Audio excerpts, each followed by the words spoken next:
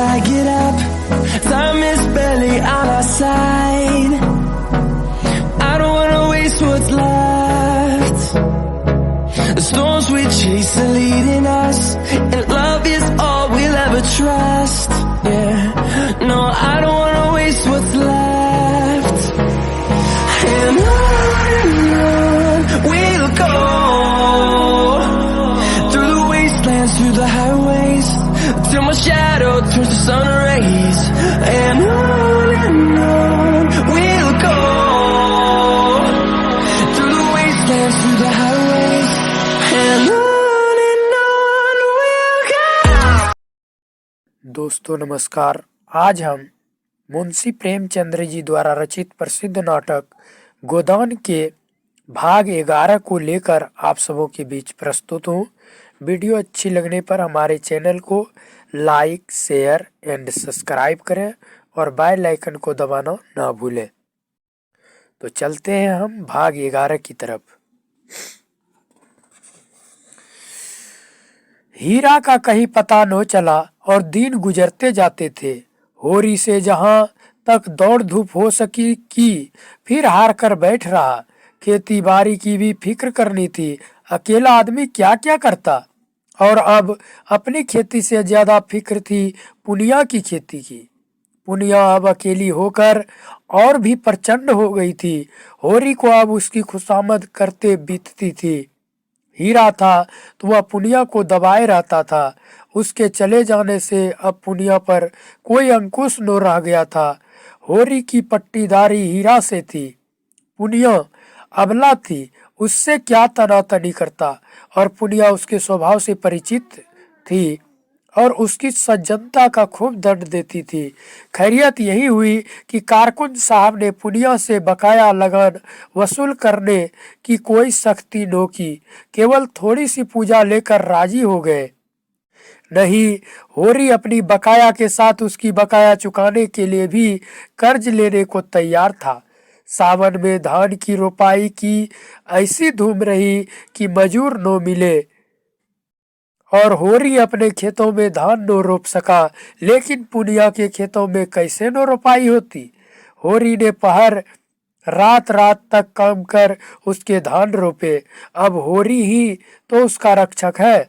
अगर पुनिया को कोई कष्ट हुआ तो दुनिया उसी को तो हंसेगी।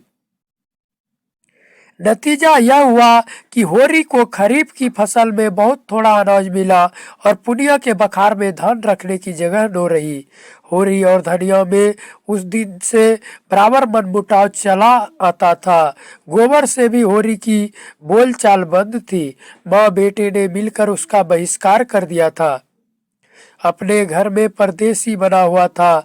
दो नावों पर सवार होने वालों की जो दुर्गति होती है वही उसकी हो रही थी। गांव में भी अब उसका उतना आदर न था।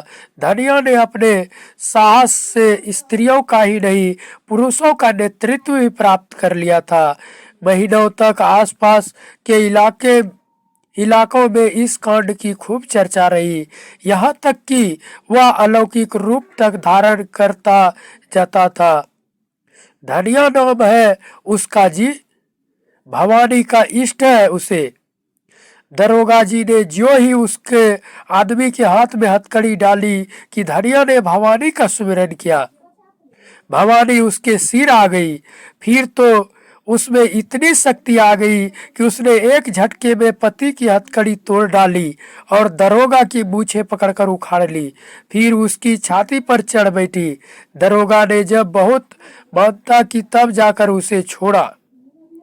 कुछ दिन तक तो लोग धनिया के दर्शनों को आते रहे। वह बात अब पुरानी पड़ गई थी, लेकिन गांव में धनिया का सम्मान बहुत बढ़ गया। उसमें अद्भुत साहस है और समय पड़ने पर वह मर्दों के भी कान काट सकती है।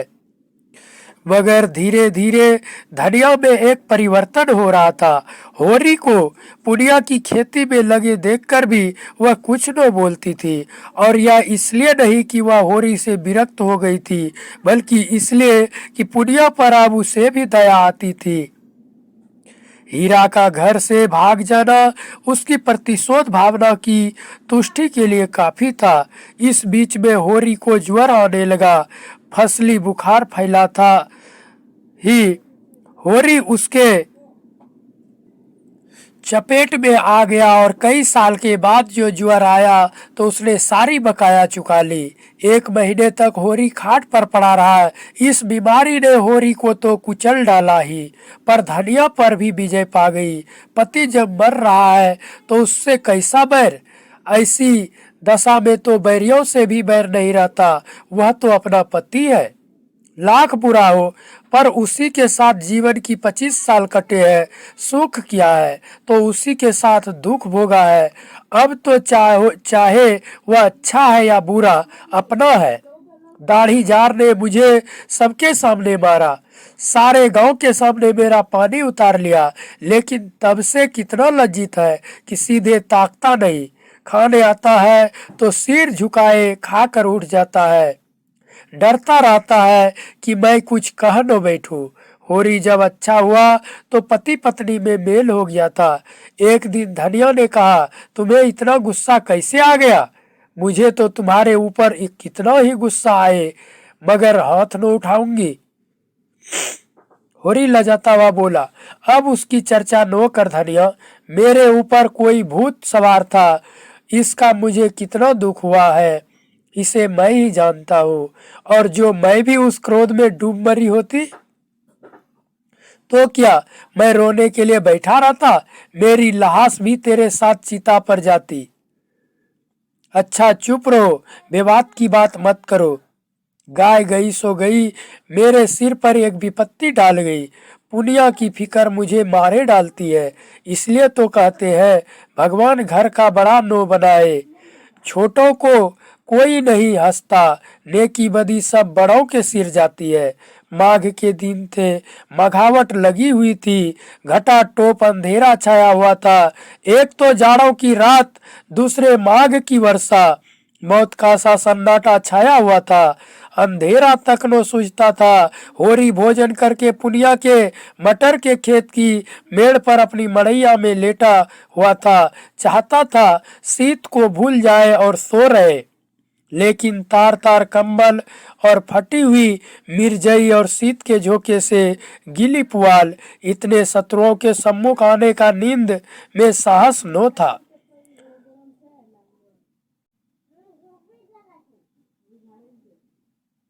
आज तमाकू भी न मिला कि उसी से मन बहलाता। उपला सुलग लाया था, पर शीत में वह भी बुझ गया। बेवाय फटे पैरों को पेट में डालकर और हाथों को जांघों के बीच में दबाकर और कंबल में मुंह छिपाकर अपनी ही गर्म सांसों से अपने को गर्म करने की चेष्टा कर रहा था। 5 साल हुए यह मिर्जई बनवाई थी। धनिया ने एक प्रकार से जबरदस्ती बनवा दी थी। वही जब एक बार काबुली से कपड़े लिए थे, जिसके पीछे कितनी सांसत हुई, कितनी गालियां खानी पड़ी, और कंबल उसके जन्म से भी पहले का है। बचपन में अपने बाप के साथ वह इसी में सोता था। जवानी में गोबर को लेकर इसी कंबल में उसके जाड़े कटे थे, और बुढ़ापे में आज वही कंबल उसका साथी है। पर अब वह भोजन को चबाने वाला दांत नहीं, दुखने वाला दांत है। जीवन में ऐसा तो कोई दिन ही नहीं आया कि लगान और महाजन को देकर कभी कुछ बचा हो, और बैठे बैठाए यह एक नया जंजाल पड़ गया। नो करो तो दुनिया हंसे, करो तो यह संशय बना रहे कि लोग क्या कहते हैं।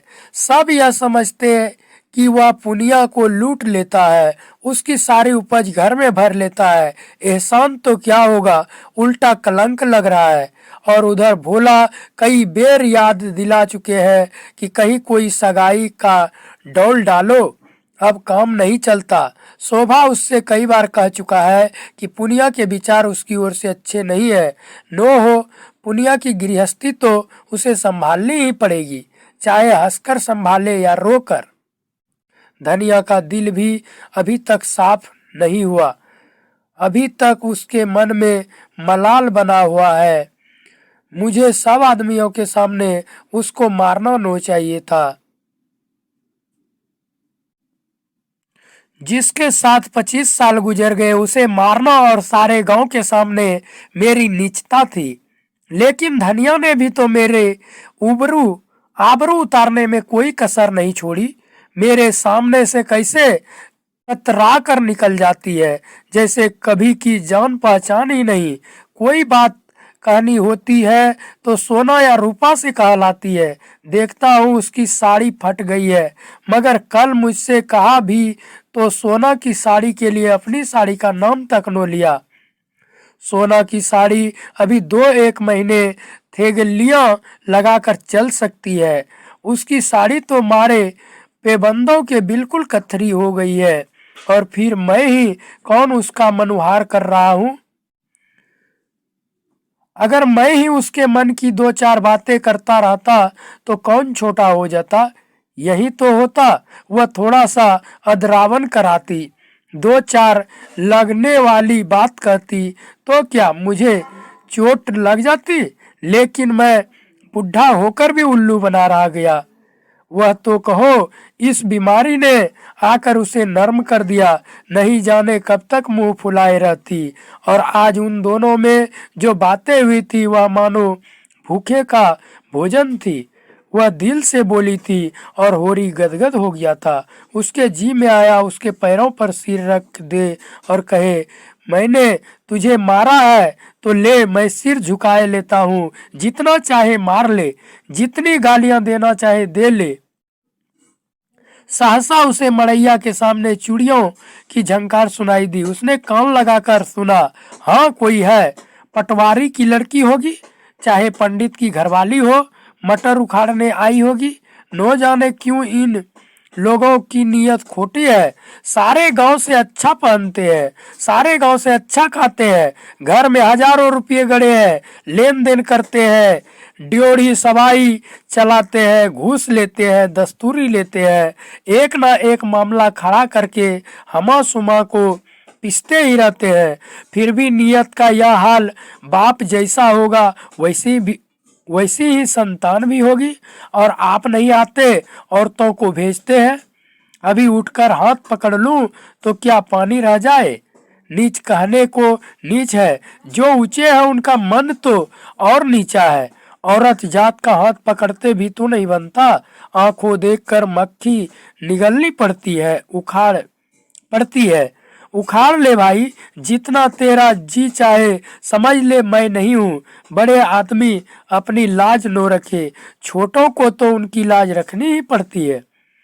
मगर नहीं, यह तो धनिया है, पुकार रही है। धनिया ने पुकारा, सो गए कि जागते हो। होरी झटपट उठा और मड़ैया के बाहर निकल आया।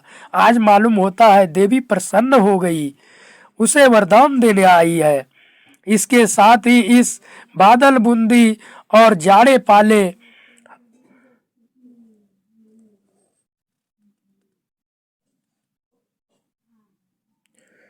में इतनी रात गए, इसका आना शंका प्रद भी था। जरूर कोई ना कोई बात हुई है। बोला, ठंडी के मारे नींद भी आती है। तू इस जाड़े पाले में कैसे आई, कुशल तो है। हाँ सब कुशल है। गोबर को भेजकर मुझे क्यों नहीं बुलवा लिया। धनिया ने कोई उत्तर न दिया। मड़ैया में आकर पुआल पर बैठती हुई बोली, गोबर ने तो मुंह में कालिख लगा दी, उसकी करनी क्या पूछते हो।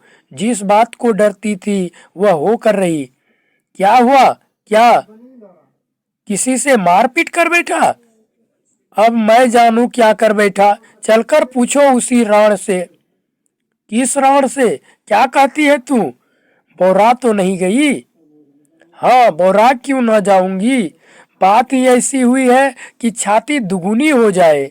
होरी के मन में प्रकाश की एक लंबी रेखा ने प्रवेश किया। साफ साफ क्यों नहीं कहती, किस राण को कह रही हो।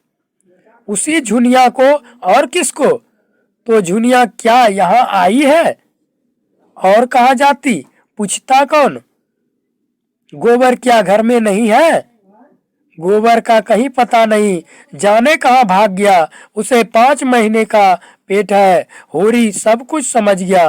गोबर को बार बार अहिराने जाते देखकर वह खटका था जरूर, मगर उसे ऐसा खिलाड़ी न समझता था। युवकों में कुछ रसिकता होती ही है, इसमें कोई नई बात नहीं, मगर जिस रूई के गाले को वह नीले आकाश में हवा के झोंके से उड़ते देखकर केवल मुस्कुरा दिया था, क्या वह सारे आकाश में छाकर उसके मार्ग को इतना अंधकारमय बना देगा? यह तो कोई देवता भी न जान सकता था। गोबर ऐसा लंपट व सरल गंवार जिसे वह अभी बच्चा समझता था, लेकिन उसे भोज की चिंता न थी, पंचायत का भय न था, झुनिया घर में कैसे रहेगी इसकी चिंता भी उसे न थी। उसे चिंता थी गोबर की। लड़का लज्जाशील है, अनाड़ी है, आत्माभिमानी है, कहीं कोई नादानी न कर बैठे। घबरा कर बोला, झुनिया ने कुछ कहा नहीं? गोबर कहाँ गया? उससे कहकर ही गया होगा। धनिया झुंझला कर बोली, तुम्हारी अकल तो घास खा गई है। उसकी चहेती तो यहाँ बैठी है, भाग कर जाएगा कहाँ? यही कहीं छिपा बैठा होगा। दूध थोड़े ही पीता है कि खो जाएगा। मुझे तो इस कल मुही झुनिया की चिंता है कि इसे क्या करूं। अपने घर में मैं क्षण भर भी न रहने दूंगी। जिस दिन गाय लाने गया है उसी दिन से दोनों में तकझक होने लगी। पेट न रहता तो अभी बात न खुलती, मगर जब पेट रह गया तो झुनिया लगी घबराने। कहने लगी, कहीं भाग चलो। गोबर टालता रहा। एक औरत को साथ लेके कहाँ जाए, कुछ न सूझा। आखिर जब आज वह सिर हो गई कि मुझे यहाँ से ले चलो, नहीं मैं प्राण दे दूंगी, तो बोला, तू चलकर मेरे घर में रह, कोई कुछ न बोलेगा, अम्मा को मना लूंगा। यह गधी उसके साथ चल पड़ी। कुछ दूर तो आगे आगे आता रहा, फिर न जाने किधर सरक गया। यह खड़ी खड़ी उसे पुकारती रही। जब रात भीग गई और वह न लौटा, भागी यहाँ चली आई। मैंने तो कह दिया, जैसा किया है वैसा फल भोग। चुड़ैल ने लेके मेरे लड़के को चौपट कर दिया। तब से बैठी रो रही है, उठती ही नहीं। कहती है, अपने घर कौन मुंह लेकर जाऊं? भगवान ऐसी संतान से तो बांझ ही रखे तो अच्छा। सवेरा होते होते सारे गांव में काँव मच जाएगी। ऐसा जी होता है माहुर खा लो। मैं तुमसे कहे देती हूँ, मैं अपने घर में न रखूंगी। गोबर को रखना हो अपने सिर पर रखे। घर में ऐसी छत्तीसियों के लिए जगह नहीं है, और अगर तुम बीच में बोले तो फिर या तो तुम ही रहोगे या मैं ही रहूंगी। होरी बोला, तू जिससे बना नहीं उसे घर में आने ही न देना चाहिए था। सब कुछ कह के हार गई, टलती नहीं, धरना दिए बैठी है। अच्छा चल, देखो कैसे नहीं उठती, घसीट कर बाहर निकाल दूंगा। दाढ़ी जार भोला सब कुछ देख रहा था, पर चुप्पी साधे बैठा रहा। बाप भी ऐसे बेहया होते हैं। वह क्या जानता था इनके बीच में क्या खिचड़ी पक रही है? जानता क्यों नहीं था? गोबर रात दिन घेरे रहता था तो क्या उसकी आंखें फूट गई थी? सोचना चाहिए था न कि यहाँ क्यों दौड़ दौड़ आता है। दोनों मड़ैया से निकलकर गांव की ओर चले। होरी ने कहा, 5 घड़ी रात के ऊपर हो गई। धनिया बोली, हाँ और क्या, मगर कैसा सोता पड़ गया है। कोई चोर आए तो सारे गांव को मूस ले जाए। चोर ऐसे गांव में नहीं आते, धनियों के घर जाते हैं। धनिया ने ठिठक कर होरी का हाथ पकड़ लिया और बोली, देखो हल्ला नो मचाना, नहीं सारा गांव जाग उठेगा और बात फैल जाएगी। होरी ने कठोर स्वर में कहा, मैं यह कुछ नहीं जानता, हाथ पकड़कर घसीट लाऊंगा और गांव के बाहर कर दूंगा। बात तो एक दिन खुलनी ही है, फिर आज ही क्यों ना खुल जाए। वह मेरे घर आई क्यों जाए? जहाँ गोबर है उसके साथ कुकर्म किया है तो क्या हमसे पूछ कर किया था? धनिया ने फिर उसका हाथ पकड़ा और धीरे से बोली, तुम उसका हाथ पकड़ोगे तो वह चिल्लाएगी, तो चिल्लाया करे। मुदा इतनी रात गए, अंधेरे सन्नाटे रात में जाएगी कहाँ? यह तो सोचो। जाए जहाँ उसके सगे हो, हमारे घर में उसका क्या रखा है? हाँ, लेकिन इतनी रात गए, घर से निकालना उचित नहीं। पाँव भारी है, कहीं डरा जाए तो और आफत हो। ऐसी दशा में कुछ करते धरते भी तो नहीं बनता। हमें क्या करना है, मरे या जिए, जहाँ चाहे जाए। क्यों अपने मुंह में कालिख लगाऊं? मैं तो गोबर को भी निकाल बाहर करूंगा। धनिया ने गंभीर चिंता से कहा, कालिख जो लगनी थी वह तो अब लग चुकी, वह अब जीते जी नहीं छूट सकती। गोबर ने नौका डुबा दी। गोबर ने नहीं डुबाई, इसी ने, वह तो बच्चा था, इसके पंजे में आ गया। किसी ने डुबाई, अब तो डूब गई। दोनों द्वार के सामने पहुंच गए। सहसा धनिया ने होरी के गले में हाथ डालकर कहा, देखो, तुम्हें मेरी सौंह, उस पर हाथ न उठाना, वह तो आप ही रो रही है। भाग की खोटी न होती तो यह दिन ही क्यों आता। होरी की आंखें आर्द्र हो गई। धनिया का यह मातृ स्नेह उस अंधेरे में भी जैसे दीपक के समान उसकी चिंता जर्जर आकृति को शोभा प्रदान करने लगा। दोनों ही के हृदय में जैसे अतीत यौवन सचेत हो उठा। होरी को इस बीते यौवन में भी वही कोमल हृदय बालिका नजर आई जिसने 25 साल पहले उसके जीवन में प्रवेश किया था। उस आलिंगन में कितना अथाह वात्सल्य था जो सारे कलंक, सारी बाधाओं और सारी मूलबद्ध परंपराओं को अपने अंदर समेट लेता था। दोनों ने द्वार पर जाकर आकर किवाड़ों के दराज से अंदर झांका। दीवट पर तेल की कुप्पी जल रही थी और उसके मध्यम प्रकाश में झुनिया घुटने पर सिर रखे द्वार की ओर मुंह किए अंधकार में उस आनंद को खोज रही थी जो एक क्षण पहले अपनी मोहनी छवि दिखाकर विलीन हो गया था। वह आफत की मारी, व्यंग बाणों से आहत और जीवन के आघातों से व्यथित किसी वृक्ष की छाह खोजती फिरती थी और उसे एक भवन मिल गया था जिसके आश्रय में वह अपने को सुरक्षित और सुखी समझ रही थी। पर आज वह भवन अपना सारा सुख विलास लिए अलादीन के राजमहल की भांति गायब हो गया था और भविष्य एक विकराल दानव के समान उसे निगल जाने को खड़ा था। एकाएक द्वार खुलते और होरी को आते देखकर वह भय से कांपती हुई उठी और होरी के पैरों पर गिरकर रोती हुई बोली, दादा, अब तुम्हारे सिवाय मुझे दूसरा ठौर नहीं है। चाहे मारो चाहे काटो, लेकिन अपने द्वार से दूर दुराओ मत। होरी ने झुककर उसकी पीठ पर हाथ फेरते हुए प्यार भरे स्वर में कहा, डर मत बेटी, डर मत। तेरा घर है, तेरा द्वार है, तेरे हम है, आराम से रह। जैसी तू भोला की बेटी है वैसी ही मेरी बेटी है। जब तक हम जीते हैं किसी बात की चिंता मत कर। हमारे रहते कोई तुझे तिरछी आंखों न देख सकेगा।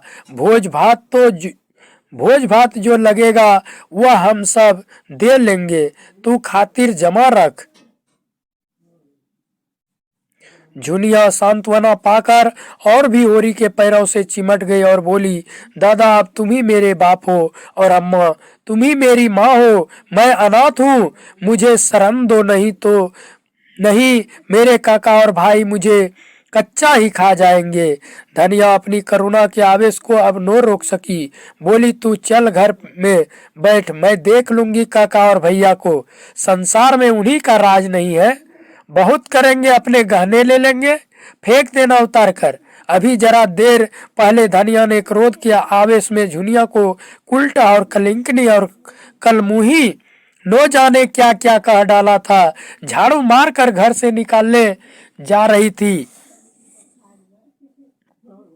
अब जो झुनिया ने स्नेह, क्षमा और आश्वासन से भरे यह वाक्य सुने तो होरी के पांव छोड़कर धनिया के पांव से लिपट गई और वही साध्वी जिसने होरी के सिवा किसी पुरुष को आंख भर कर देखा भी न था, इस पापिष्ठा को गले लगाए उसके आंसू पोंछ रही थी और उसके त्रस्त हृदय को कोमल शब्दों से शांत कर रही थी। जैसे कोई चिड़िया अपने बच्चे को परों में छिपाए बैठी हो। होरी ने धनिया को संकेत किया कि इसे कुछ खिला पिला दे और झुनिया से पूछा, क्यों बेटी, तुझे कुछ मालूम है गोबर किधर गया? होरी अपनी व्याकुलता न छिपा सका। तब तूने आज उसे देखा तो कुछ दुखी था। बातें तो हंस हंस कर रहे थे, मरने का हाल भगवान जाने। तेरा मन क्या कहता है गांव में ही कि कहीं बाहर चला गया? मुझे तो शंका होती है कहीं बाहर चले गए हैं। यही मेरा मन भी कहता है, कैसी नादानी की, हम उसके दुश्मन थोड़ी ही थे। जब भली या बुरी एक बात हो गई तो उसे निभाना पड़ता है। इस तरह भागकर उसने हमारी जान आफत में डाल दी। धनिया ने झुनिया का हाथ पकड़कर अंदर ले जाती हुई कहा, कायर कहीं का, जिसकी बाह पकड़ी उसका निवाह करना चाहिए कि मुंह में कालिख लगाकर भाग जाना चाहिए। अब जो आए तो घर में बैठने न दूं। होरी वही पुआल में लेटा गोबर कहाँ गया, यह प्रश्न उसके हृदय काश में किसी पक्षी की भांति मंडराने लगा। ऐसे असाधारण कांड पर गांव में जो कुछ हलचल मचना चाहिए था वह मची और महीनों तक मचती रही। झुनिया के दोनों भाई लाठियां लिए गोबर को खोजते फिरते थे। भोला ने कसम खाई कि अब नो झुनिया का मुंह देखेंगे और नो इस गांव का। होरी से उन्होंने अपनी सगाई की जो बातचीत की थी वह अब टूट गई।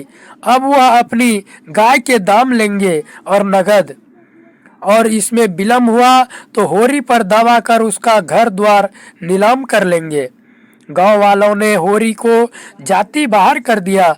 कोई उसका हुक्का नहीं पीता, न उसके घर का पानी पीता है। पानी बंद कर देने की कुछ बातचीत थी, लेकिन धनिया का चंडी रूप सब देख चुके थे, इसलिए किसी को आगे जाने की हिम्मत न पड़ी। धनिया ने सबको सुना कर कह दिया, किसी ने उसे पानी भरने से रोका तो उसका और अपना खून एक कर देगी। इस ललकार ने सभी पित्ते पानी कर दिए। सबसे दुखी है झुनिया, जिसके कारण यह सब उपद्रव हो रहा है, और गोबर की कोई खोज खबर न मिलना इस दुख को और भी दारुण बना रहा है। सारे दिन मुंह छिपाए घर में पड़ी रहती है। बाहर निकले तो चारों ओर से बागबानों की ऐसी वर्षा हो कि जान बचना मुश्किल हो जाए।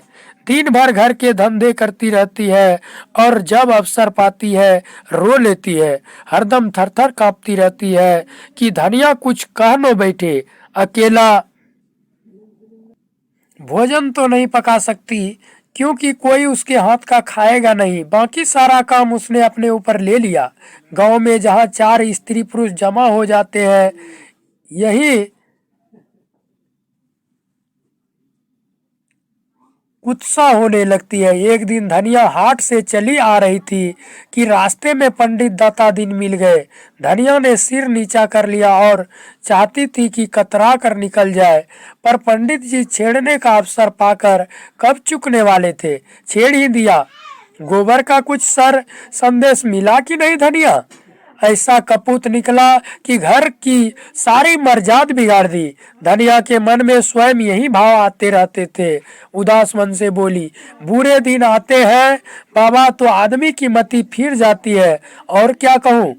दाता दिन बोले, तुम्हें इस दुष्टा को घर में न रखना चाहिए था। दूध में मक्खी पड़ जाती है तो आदमी उसे निकाल कर फेंक देता है और दूध पी जाता है। सोचो कितनी बदनामी और जग हसाई हो रही है। वह उल्टा घर में न रहती तो कुछ न होता। लड़कों से इस तरह की भूल चूक होती रहती है। जब तक बिरादरी को भात न दोगे, ब्राह्मणों को भोज न देगे, कैसे उद्धार होगा। उसे घर में न रखते तो कुछ न होता। होरी तो पागल है ही, तू कैसे धोखा खा गई। दाता दिन का लड़का माता दिन एक चमारिन से फंसा हुआ था। इसे सारा गांव जानता था, पर वह तिलक लगाता था, पोथी पत्रे बाँचता था, कथा भागवत कहता था, धर्म संस्कार कराता था। उसकी प्रतिष्ठा में जरा भी कमी न थी। वह नित्य स्नान पूजा कर अपने पापों का प्रायश्चित कर लेता था। धनिया जानती थी झुनिया को आश्रय देने ही से यह सारी विपत्ति आई है। उसे न जाने कैसे दया आ गई, नहीं उसी रात को झुनिया को निकाल देती तो क्यों इतना उपहास होता। लेकिन यह भय भी होता था कि तब उसके लिए नदी या कुआं के सिवा और ठिकाना कहाँ थी। एक प्राण का मूल्य देकर, एक नहीं 2 प्राण का, वह अपने मर्जाद की रक्षा कैसे करती।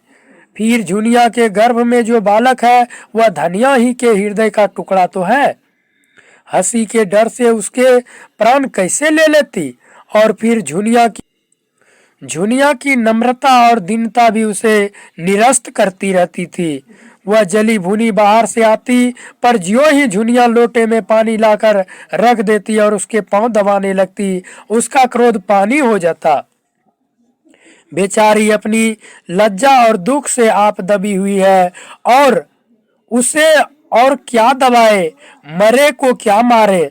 उसने तीव्र स्वर में कहा, हमको कुल प्रतिष्ठा इतनी प्यारी नहीं है महाराज कि उसके पीछे एक जीव की हत्या कर डालते। ब्याहता नो सही, पर उसकी बात तो पकड़ी है मेरे बेटे ने ही, किस मुंह से निकाल देती। वही काम बड़े बड़े करते हैं, मुदा उनसे कोई नहीं बोलता, उन्हें कलंक ही नहीं लगता। वही काम छोटे आदमी करते हैं तो उनकी मर्यादा बिगड़ जाती है, नाक कट जाती है। बड़े आदमियों को अपनी नाक दूसरे की जान से प्यारी होगी, हमें तो अपनी नाक इतनी प्यारी नहीं। दाता दीन हार मानने वाले जीव नो थे। वह इस गांव के नारद थे, यहाँ की वहाँ, वहाँ की यहाँ, यही उनका व्यवसाय था। वह चोरी तो नो करते थे, उसमें जान जोखिम था, पर चोरी के माल में हिस्सा बंटाने के समय अवश्य पहुंच जाते थे। कहीं पीठ में धूल नो लगने देते थे। जमींदार को आज तक लगान की एक पाई नो दी थी। कुर्की आती तो कुएं में गिरने चलते।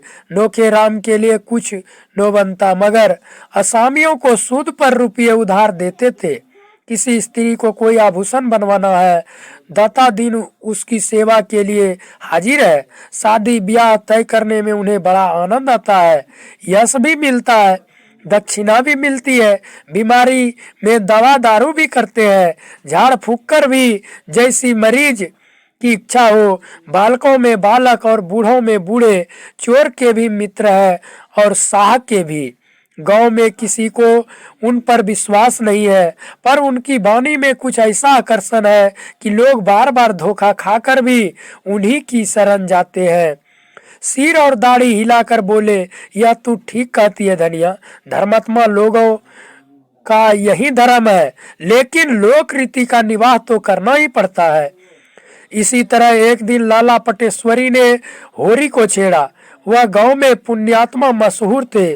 पूर्णमासी को नित्य सत्यनारायण की कथा सुनते, पर पटवारी होने के नाते खेत बेगार में जुतवाते थे, सिंचाई बेगार में करवाते थे और असामियों को एक दूसरे से लड़ाकर रकमें मारते थे।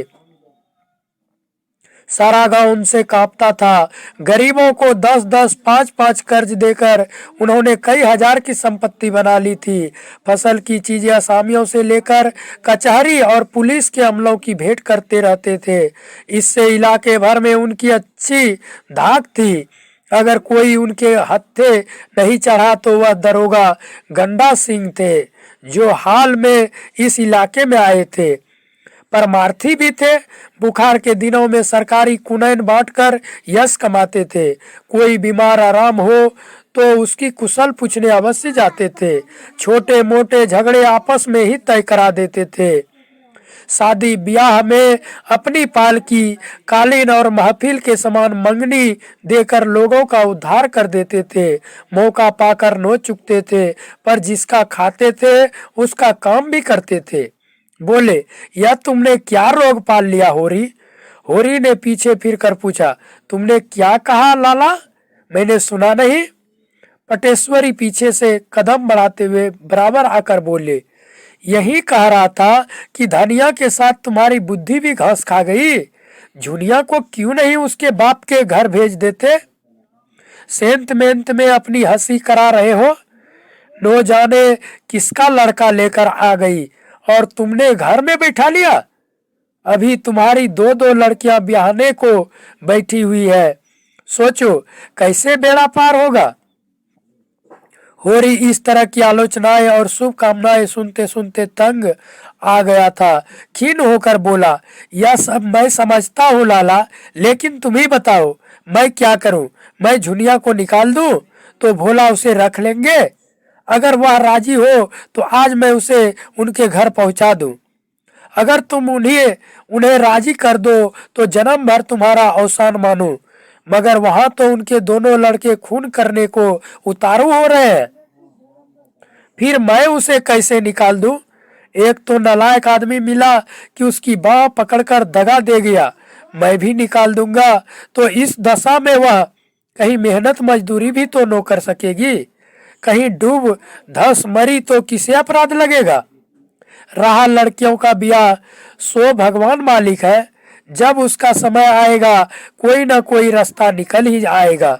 लड़की तो हमारी बिरादरी में आज तक कभी कुंवारी नहीं रही। बिरादरी के डर से हत्यारे का काम नहीं कर सकता।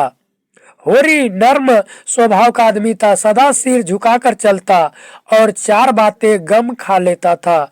हीरा को छोड़कर गांव में कोई उसका अहित नो चाहता था, पर समाज इतना बड़ा अनर्थ कैसे सह ले। और उसकी मुठ मर्दी तो देखो कि समझाने पर भी नहीं समझता। स्त्री पुरुष दोनों जैसे समाज को चुनौती दे रहे हैं कि देखे कोई उनका क्या कर लेता है, तो समाज भी दिखा देगा कि उसकी मर्यादा तोड़ने वाले सुख की नींद नहीं सो सकते। उसी रात को इस समस्या पर विचार करने के लिए गांव के विधाताओं की बैठक हुई। दाता दिन बोले, मेरी आदत किसी की निंदा करने की नहीं है। संसार में क्या क्या कुकर्म नहीं होता, अपने से क्या मतलब। मगर वह राण धनिया तो मुझसे लड़ने पर उतारू हो गई। भाइयों का हिस्सा दबाकर हाथ में 4 पैसे हो गए तो अब कुपंथ के सिवा और क्या सूझेगी। नीच जात जहां पेट भर रोटी खाई और टेढ़ चले, इसी से तो शास्त्रों में कहा है, नीच जात लतियाए अच्छा। पटेश्वरी ने नारियल का कस लगाते हुए कहा, यही तो इनमें बुराई है कि 4 पैसे देखे और आंखें बदली। आज होरी ने ऐसी हेकड़ी जताई कि मैं अपना सा मुंह लेकर रह गया, नो जाने अपने को क्या समझता है। अब सोचो इस अनीति का गांव में क्या फल होगा। जुनिया को देखकर दूसरी विधवाओं का मन बढ़ेगा कि नहीं। आज भोला के घर में यह बात हुई, कल हमारे तुम्हारे घर में भी होगी। समाज तो भाई के बल से चलता है। आज समाज का आकुश जता रहे, फिर देखो संसार में क्या क्या अनर्थ होने लगते हैं। झिंगुरी सिंह 2 स्त्रियों के पति थे। पहली पत्नी 5 लड़के लड़कियां छोड़कर मरी थी। उस समय इनकी अवस्था 45 की लगभग थी, पर आपने दूसरा विवाह किया और जब उससे कोई संतान न हुई तो तीसरा विवाह कर डाला। अब इनकी 50 की अवस्था थी और 2 जवान पत्नियां घर में बैठी थी। उन दोनों ही के विषय में तरह तरह की बातें फैल रही थी, पर ठाकुर साहब के डर से कोई कुछ कह न सकता था और कहने का अवसर भी तो हो। पति की आड़ में सब कुछ जायज है, मुसीबत तो उसको है जिसे कोई आड़ नहीं। ठाकुर साहब स्त्रियों पर बड़ा कठोर शासन रखते थे और उन्हें घमंड था कि उनकी पत्नियों का घूंघट तक किसी ने नो देखा होगा। मगर घूंघट की आड़ में क्या होता है उसकी उन्हें क्या खबर। बोले, ऐसी औरत का तो सिर काट ले। होरी ने उस उल्टा को घर में रखकर समाज में विष बोया है। ऐसी आदमी को गांव में रहने देना सारे गांव को भ्रष्ट करना है। राय साहब को इसकी सूचना देनी चाहिए, साफ साफ कह देना चाहिए। अगर गांव में यह ओ नीति चली तो किसी की आबरू सलामत न रहेगी। पंडित नोखेराम कारकुन बड़े कुलीन ब्राह्मण थे। इनके दादा किसी राजा के दीवान थे, पर अपना सब कुछ भगवान के चरणों में भेंट करके साधु हो गए थे। इनके बाप ने भी राम नाम की खेती में उम्र काट दी। नोखे राम ने भी वही भक्ति तरके में पाई थी। प्रातः काल पूजा पाठ पर बैठ जाते थे और 10 बजे तक बैठे राम नाम लिखा करते थे। मगर भगवान के सामने से उठते ही उनकी मानवता इस अवरोध में विकृत होकर उनके मन वचन और कर्म सभी को विषाक्त कर देती थी। इस प्रस्ताव में उनके अधिकार का अपमान होता था। फूले हुए गालों में धसी हुई आंखें निकल कर बोले, इसमें राय साहब से क्या पूछना है। मैं जो चाहूं कर सकता हूं। लगा दो 200 रुपये डांड, आप गांव छोड़कर भागेगा, इधर बेदखली भी दायर किए देता हूं। पटेश्वरी ने कहा, मगर लगान तो बेबाक कर चुका है। झिंगुरी सिंह ने समर्थन किया, हाँ, लगान के लिए ही तो हमसे 30 रुपये लिए हैं। नोखे राम ने घमंड के साथ कहा, लेकिन अभी रसीद तो नहीं दी, सबूत क्या है कि लगान बेबाक कर दिया। सर्वसम्मति से यही तय हुआ कि होरी पर 100 रुपये लगा दिया जाए। केवल एक दिन गांव के आदमियों को बटोर कर उनकी मंजूरी ले लेने का अभिनय आवश्यक था। संभव था इसमें 10-5 दिन की देर हो जाती, पर आज ही रात को झुनिया के लड़का पैदा हो गया और दूसरे ही दिन गांव वाले की पंचायत बैठ गई। होरी और धनिया दोनों अपनी किस्मत का फैसला सुनने के लिए बुलाए गए। चौपाल में इतनी भीड़ थी कि कहीं तिल रखने की जगह न थी। पंचायत ने फैसला किया कि होरी पर 100 रुपये नकद और 30 मन अनाज डांड लगाया जाए। धनिया भरी सभा में रूंधे हुए कंठ से बोली, पंचो, गरीब को सताकर सुख न पाओगे, इतना समझ लेना, हम तो मिट जाएंगे, कौन जाने इस गांव में रहे या न रहे, लेकिन मेरा श्राप तुमको भी जरूर लगेगा।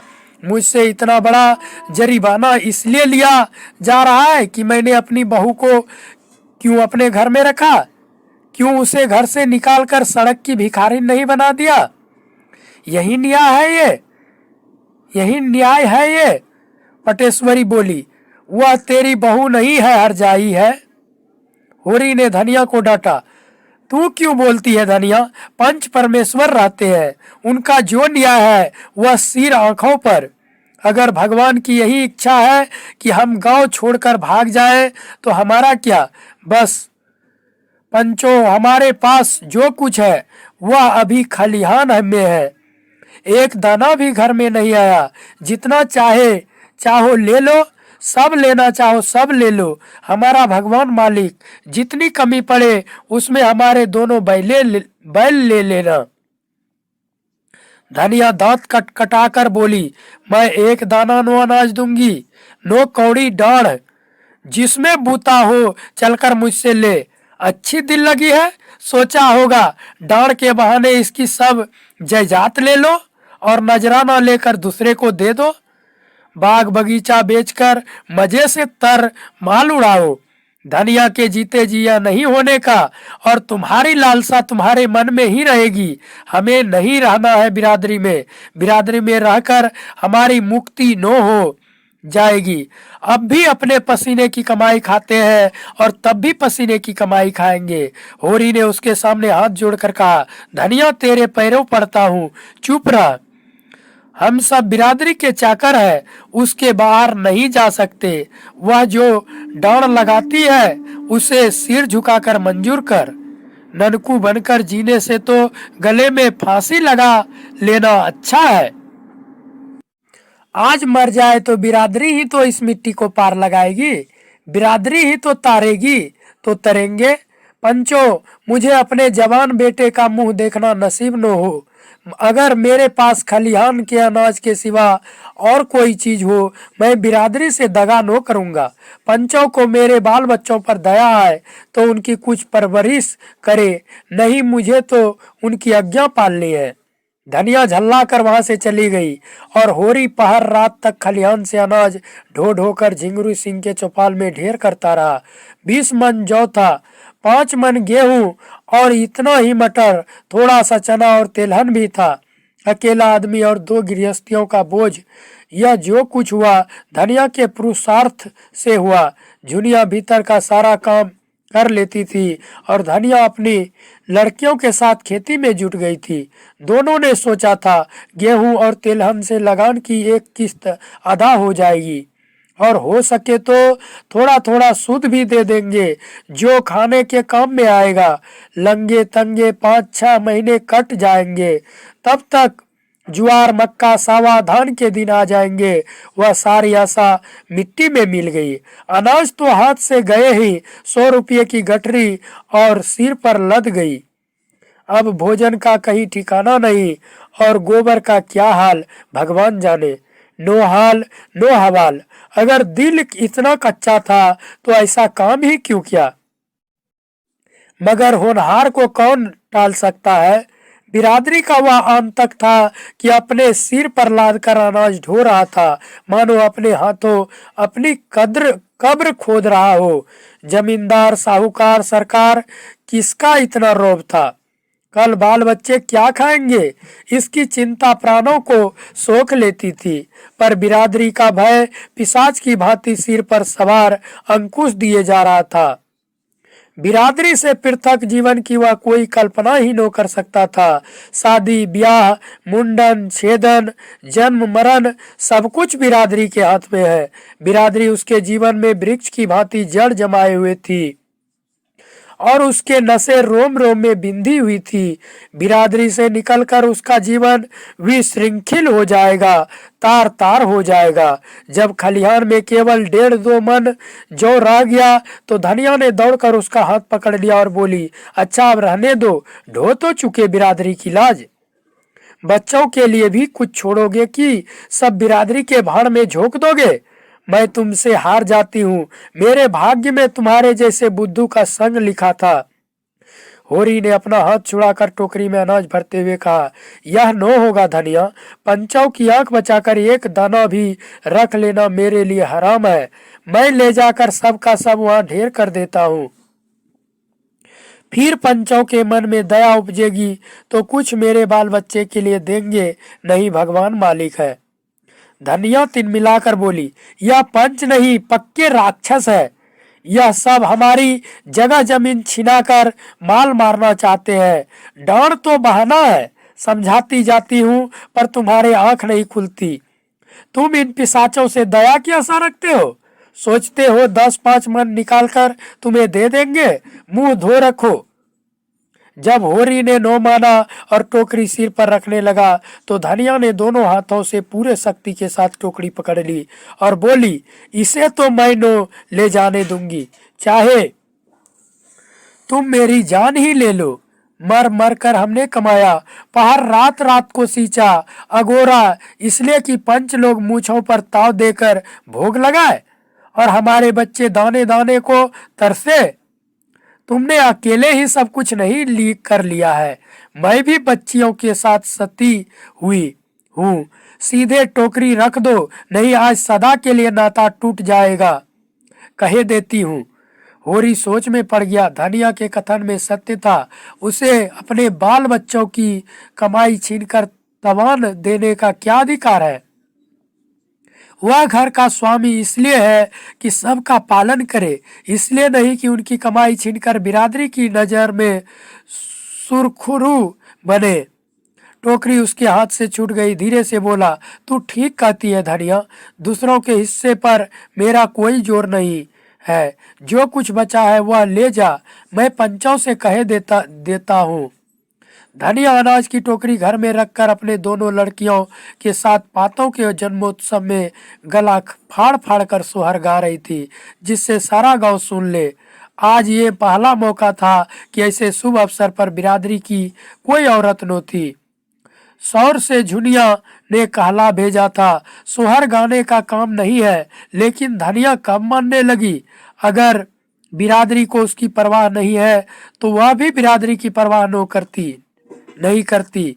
उसी वक्त होरी अपने घर को 80 रुपये पर झिंगुरी सिंह के हाथ गिरो रख रहा था। डांड के रुपये का इसके सिवा वह और कोई प्रबंध न कर सकता था।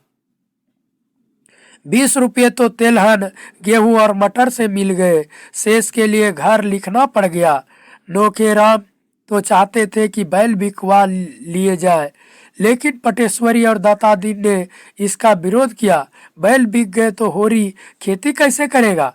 बिरादरी उसकी जायदाद से रुपये वसूल करे, पर ऐसा तो न करे कि वह गांव छोड़कर भाग जाए।